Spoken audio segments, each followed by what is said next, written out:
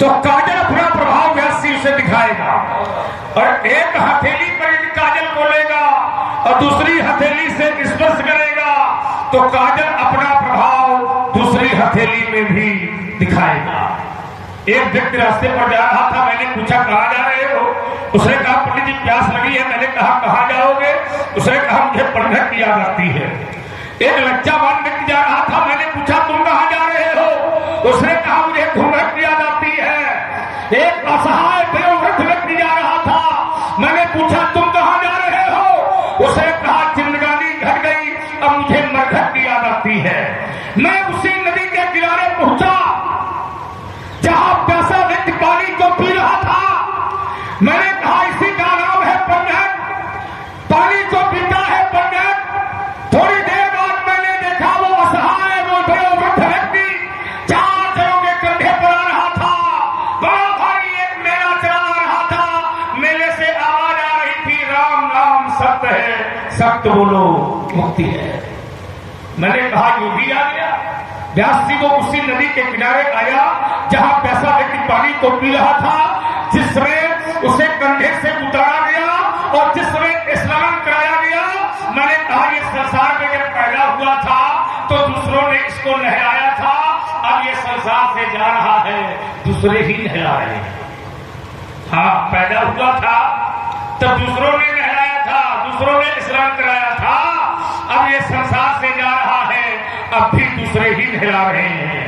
आया था दूसरों ने नहलाया था, अब जा रहा है, दूसरे ही नहला रहे हैं। उस कवि ने 2 पंक्तियां लिखी, व्यासियागी में कह देता प्यास लगती है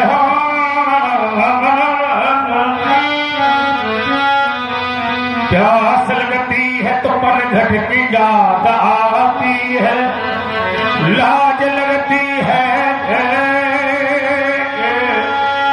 तो घूंघट की याद आती है। जब जिंदगानी घटती है, जिंदगानी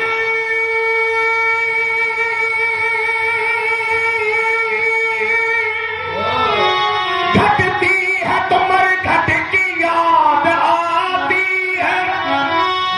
मैंने देखा है बहुत लोगों को, सुलभा जो बने थे सब शिकारी बन गए, अब मंदिरों को लूटने वाले सब पुजारी बन गए।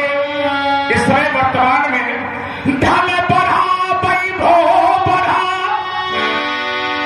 अपने ही अपने हो गए, पर धन घटा, वैभव घटा, अपने पराये हो गए। जब तक ये बोल रहा है तब तक सब अपने हैं, और जब तक ये बोल रहा है अपने लोग कह देते हैं अंदर आ जाओ। लेकिन जैसे ये बोलना बंद कर देता है तो अपने कहते हैं जितनी जल्दी होता है कर। हाँ, जो ये कह रहे थे अंदर आ जाओ, वही कहते हैं जितनी जल्दी हो बाहर करो। तो जब तक ये बोलता है अंदर आओ, बोलना बंद कर देगा बाहर करो। यही संसार का नियम है। ये शरीर है और शरीर अधम है। चित जब पावक करेल शरीरा पंच रचित अज्ञधम शरीरा। ये किराए का शरीर है। पानी, हवा, मिट्टी, आकाश से मांगा गया है, और ये सब घाट में माने मरघट माने स्मशान में सब इंतजार किया करते हैं कि कब ये आवे और कब अपना अपना हिस्सा हम लोग ले ले। वो सब पानी, हवा, मिट्टी, आकाश सब इंतजार करता है, आओ। और जैसे पहुंचेगा शरीर, सब अपना अपना हिस्सा। पानी से आरंभ होता है। हाँ, पहले स्नान कराओ, जल तक तो अपना लेता है, अग्नि तक तो अपना लेता है, वायु चलती है अपना लेती है, और मिट्टी में मिलता है वो अपना लेती है, और आकाश में उड़कर धुआं जाता है वो अपना लेता है। अपने अपने तत्व सभी लेते हैं वैसे। एक व्यक्ति रो रहा था, मैंने पूछा क्यों रो रहे हो? उसने कहा पंडित जी चला गया। मैंने कहा क्या चला गया भैया? उसने कहा गोरा गोरा था, मोटा मोटा। मैंने कहा वो तेरे सामने लेटा है तो तू रोता क्यों है? उसने कहा चला गया। मैंने कहा जो चला गया उसको तूने कभी देखा था? जो चला गया, जो चला गया उसको तूने कभी देखा? जो चला गया उसको तूने नहीं देखा, और जिसे तूने जीवन भर देखा है वो तेरे सामने लेटा है गोरा गोरा। तो ये बोलता नहीं है। मैंने कहा जब ये बोल रहा था तब तूने इसको कभी नहीं पूछा अब इसने बोलना बंद कर दिया तो तूने पूछना बंद कर दिया। यही संसार का नियम है।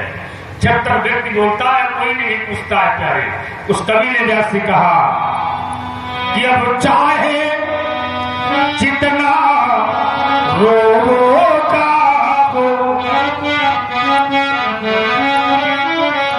अब चाहे जितना रोगा और चाहे जितने अश्रु बहाओ पर इस दुनिया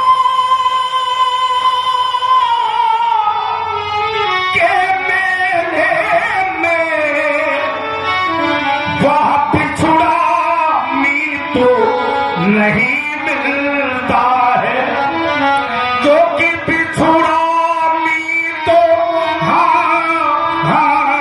नहीं मिलता है। कवि ने कहा कि चाहे